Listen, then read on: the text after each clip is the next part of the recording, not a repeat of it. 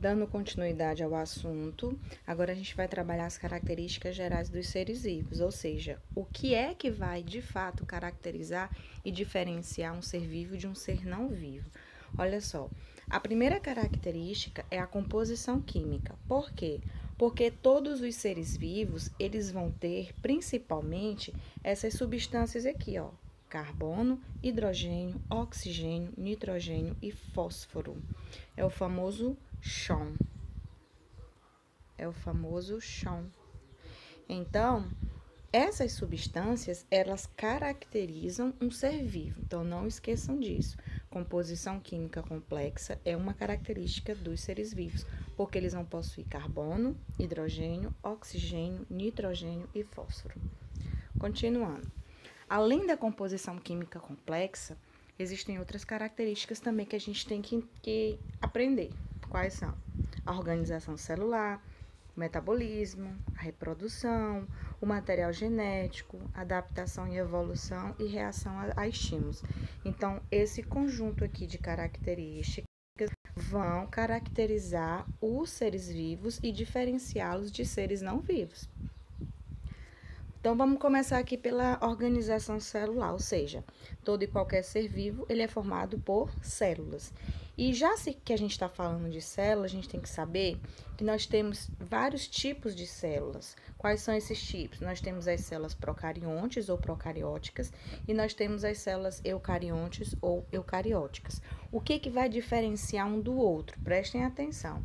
O que vem a ser uma célula procariótica? Aqui eu tenho uma imagem de uma célula procariótica que não é uma célula completa, ou seja, ela não vai ter membrana plasmática, citoplasma e núcleo. Ela vai ter apenas o quê? A membrana plasmática, o citoplasma, mas ela vai ter ausência de carioteca, ou seja, ausência de membrana nuclear.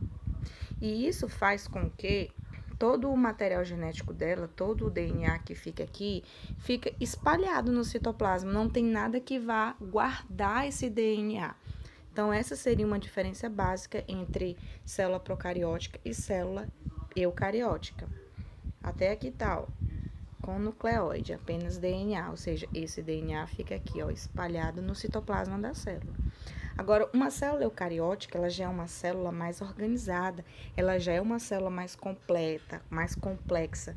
Se você olhar bem essa imagem, você vê que essa célula, ela vai ter aqui fora a membrana plasmática, toda essa região aqui, ó, é o citoplasma, tá? Toda essa região aqui é o citoplasma, e você tem um núcleo bem aqui. Você tem a existência de um núcleo aqui. E esse DNA, esse material genético, ele está guardadinho, ou seja, envolvido por uma membrana. Essa é uma célula eucariótica. Vejam que é uma célula mais complexa, é uma célula que a gente vê que tem uma maior variedade de estruturas dentro do citoplasma. Então, tá aí a outra característica dos seres vivos, a questão da organização celular. Somente seres vivos possuem células, tá? Nós temos aqui uma exceção em relação aos vírus. Os vírus, eles são considerados seres acelulares, ou seja, eles não possuem células, tá bom? Continuando. Outra característica ainda em relação à organização celular. Os seres vivos, de acordo com a quantidade de células que eles possuem, eles podem estar classificados em unicelulares e pluricelulares ou multicelulares. Qual a diferença de um para o outro? Unicelular, o próprio nome já diz, são aqueles seres que vão ter apenas uma única célula. Nós temos como exemplo aqui, ó, esse protozoário. Ele inteiro é uma célula só, tá? Outro exemplo aqui nós temos o exemplo de uma alga, aqui também, ele é uma célula inteira, então é um ser vivo formado por apenas uma única célula. Agora, os seres pluricelulares ou multicelulares, com certeza são aqueles que vão ter mais de uma célula, milhões a trilhões de células. Vocês podem ter como base o tamanho desse organismo. Quanto maior for o tamanho de um organismo, maior a quantidade de células que ele vai possuir. Agora, em relação ao metabolismo, que também é uma outra característica dos seres vivos. Nós começamos falando da composição química, falamos da questão das células e agora o metabolismo. O que vem a ser esse metabolismo? conjunto de reações químicas que ocorrem no interior da célula. A nossa célula, gente, ela não está parada, ela está em constante atividade. A todo momento ocorrem reações químicas, e isso é que nós chamamos de metabolismo. O metabolismo, dependendo do tipo de reação química, ele divide-se em dois tipos, o anabolismo e o catabolismo. O que é esse anabolismo? Tá aqui, anabolismo é a síntese, ou seja, é a produção de novas substâncias, enquanto que o catabolismo é a degradação, ou seja, é a quebra dessas substâncias. Como exemplo aqui de anabolismo, eu tenho a fotossíntese, que é uma reação química em que a planta, que é um ser vivo, vai utilizar para produzir o quê? Glicose, que é o alimento que ela utiliza como fonte de energia. Agora, o que vem a ser o catabolismo? Um outro exemplo de reação química que é chamada de catabolismo, a respiração. O que vem a ser a respiração? Então, um exemplo de catabolismo, a respiração, que é uma quebra, ou seja, as nossas células precisam fazer o quê? Vão queimar a glicose, que vai funcionar como um combustível celular. Então, como ocorre a quebra, ou seja, a degradação de substâncias, esse tipo de reação química nós chamamos de catabolismo. Olha aqui o exemplo, então. O que vem a ser, então, o anabolismo é a síntese, a produção. Vejam que aqui eu tenho duas substâncias diferentes. Aqui, no caso, eu tenho o gás carbônico e aqui eu tenho uma água. Aqui eu tenho a junção dessas substâncias, a reação química ocorre entre essas substâncias, gerando a produção de quem? De glicose. Então, houve a produção de substâncias, tá? Agora, no catabolismo, vai ser diferente, eu vou ter a quebra. Eu inicio, por exemplo, aqui com a glicose na presença de oxigênio, vai ocorrer a degradação, ou seja, essa glicose aqui sofreu a degradação, a quebra, convertendo-se em gás carbônico e água. Então, essa é uma diferença.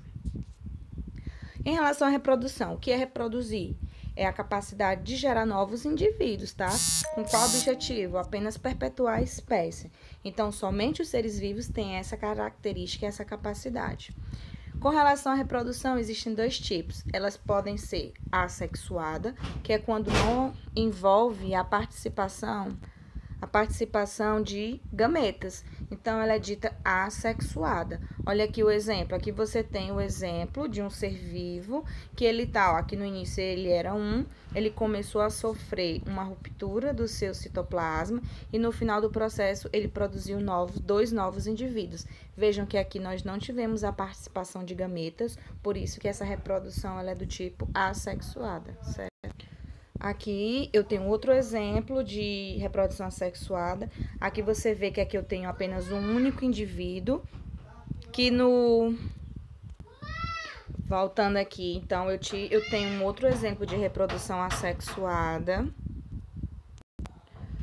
onde aqui a gente vê um organismo inicial que no final produziu 4 novos indivíduos sem que houvesse a participação de gametas sexuais. Agora, o tipo de reprodução em que há participação de gametas sexuais é chamado de sexuada. Aqui, reprodução sexuada. Aqui a gente tem a imagem que mostra os espermatozoides se direcionando até o quê? O óvulo. Então, o encontro desses gametas determina o tipo de reprodução, que é também características exclusivas dos seres vivos. Bom, outra característica dos seres vivos é a questão da hereditariedade. O que é essa hereditariedade? É a capacidade que um ser vivo tem de passar para os seus descendentes as suas características genéticas. E isso tudo só é possível devido à presença de 2 materiais genéticos nos seres vivos, que é quem? O DNA e o RNA.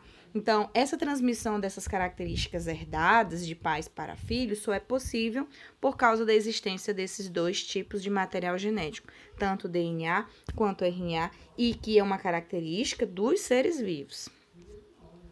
Outra característica dos seres vivos é a reações a estímulos, tá? Nós temos a capacidade de reagir a influências externas. Por exemplo, o girassol, ele recebe a influência da luz solar e ele se movimenta e se desloca ao longo do dia devido à reação que ele está tendo em relação ao fator externo, que nesse caso seria o quê? A luz. Nós também temos as reações Por exemplo, se alguém fizer algo que possa vir te machucar, puxa o cabelo ou um beliscão, você vai ter a sua reação. Então, nós somos capazes de reagir a estímulos externos.